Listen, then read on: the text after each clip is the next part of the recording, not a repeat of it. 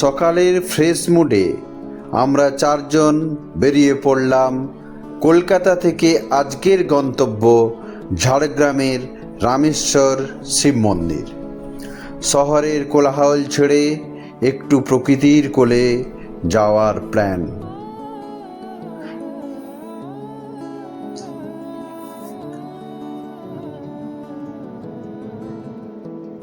কিছুটা পথ যাওয়ার পরই শুরু হলো অসাধারণ শালবন। চারিদিকে শুধু সবুজ আর সবুজ।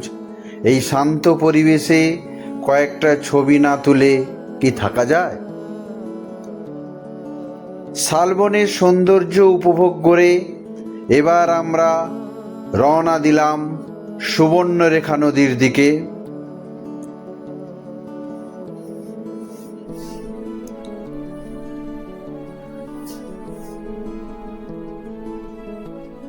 আর তারপরে এলো আজকের সবচেয়ে সুন্দর মুহূর্ত।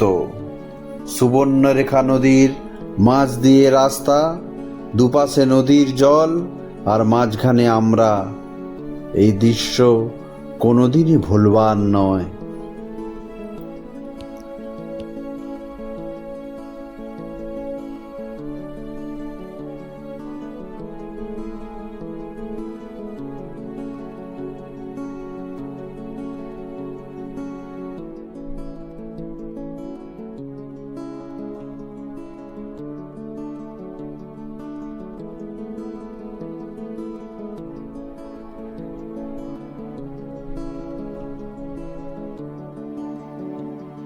অবশেষে পৌঁছে গেলাম রামেশ্বর শিব মন্দির।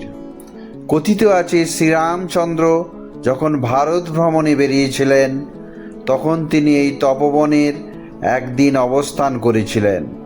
সেই স্মৃতিতেই এই মন্দিরের মাহাত্ম্য আরও বেড়ে গেছে। মন্দিরের দর্শন করে আমরা এক অনন্য শান্তি পেলাম। এই মন্দিরকে কেন্দ্র করে একটি বড় পুকুর আছে। সেই পুকুরে নামতে হলে প্রায় ৬৭টি সিঁড়ি অতিক্রম করে নামতে হয় এবং নিচে নেমে এক অনন্য সুন্দর অভিজ্ঞতা আমাদের হলো। পুকুরের চারদিকে গাছ দিয়ে ভরা। এখানে প্রচুর বড় বড় মাছ পাওয়া যায় এই পুকুরে।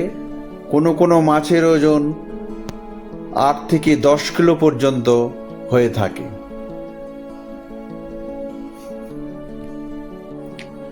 দর্শন আর সুন্দর মুহূর্তগুলিকে সঙ্গে নিয়ে আমরা আবার ফিরে চললাম কলকাতার পথে। এই ছোট্ট ট্রিপটা আমাদের জন্য হয়ে রইল একটা দারুণ স্মৃতি।